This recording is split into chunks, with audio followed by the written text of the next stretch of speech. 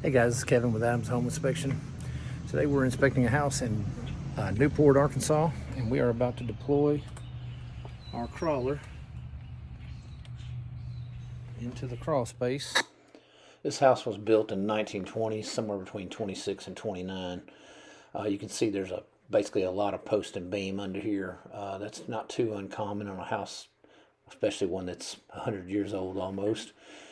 You can see right there some posts sitting on top of some block work to support some of those joists. Over time, those joists wear out. You can see right there some sunlight coming through the brick. That's some area that needs to be tuck pointed pretty bad. All in all, the structure under here is not horrible. There's some duct work for the HVAC right in front of you that is insulated, and some low voltage wiring passing below it. A lot of low voltage wiring under this house. Right here you can see there was somebody under here about 5 years ago, maybe doing an inspection, or possibly a structural person. Left a mark there. There's some newer lumber. Again, there's beam going across some, we'll call them posts for now, even though they're stacked block. Coming up, you'll see another post right there underneath some framing that's supporting a cracked beam, a cracked floor joist rather. And you'll see right up here, you'll see a bottle jack. There's a stack of blocks and other items. And then right there to the right, kind of above, right there, there's a crack on the right up there. And it really needs to be supported better than that. There's only one post, so to speak, underneath that beam. Now creep under here, there's some electrical wiring, older style. It is shielded, which is good to see in an older home. There's no knob and tube under here, so that's good. Like to see that wiring passing through the joists in places. But you can see here some more support beams put in. These were probably put in very recent modern times. Here's what I believe is the front porch area. They poured a whole brand new concrete porch with rock on it. It's really nice on the outside.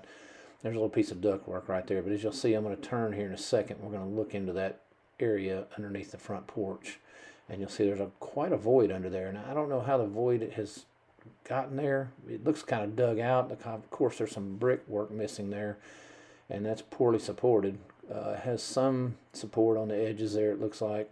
Maybe someone went in there and jacked it up and re-supported it, but it's been dug out quite obviously.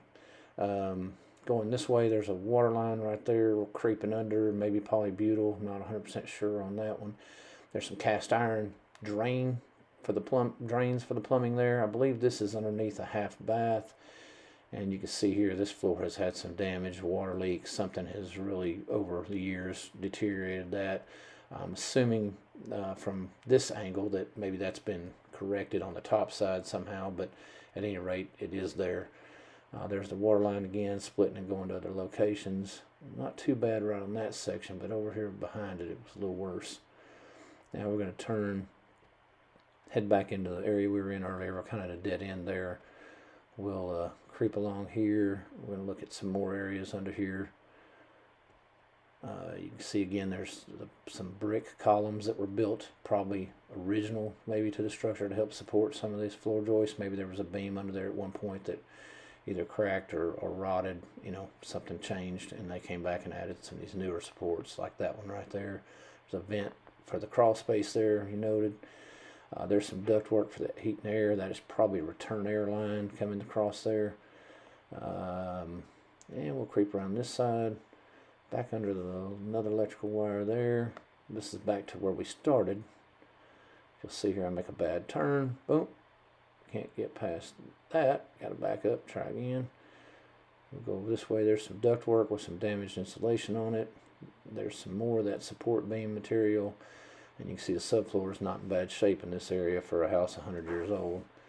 We're going to come back around the front here and try to approach the other side of this particular section of the crawl space. Some of this house had several crawl spaces, and sometimes they were blocked by duct work or other obstructions. This is kind of a pit area, and you can see there's a kind of a big opening there. It was framed for a big hole. I'm kind of in a low spot right here.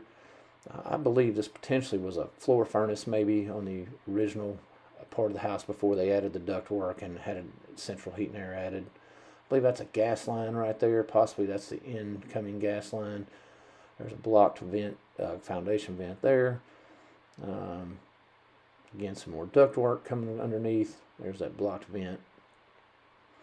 You can see more gas line, and then there's a water line right there that kind of crosses underneath that gas line. Ideally, they're not touching. If they are touching, they could cause galvanic reaction and rust or erode either one of those lines.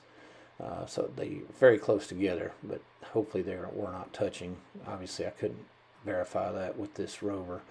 Again, we're back under some ductwork here. I'm going to crawl up into here, and just to give you an idea of how close this is, the camera on this crawler is about 8 inches off the ground, so you can see right there we're very close to that. This may be a 10-inch space there, and most and inspectors are not required to crawl anything that restricts you down below 16 inches. So most of this would not be crawlable by an inspector.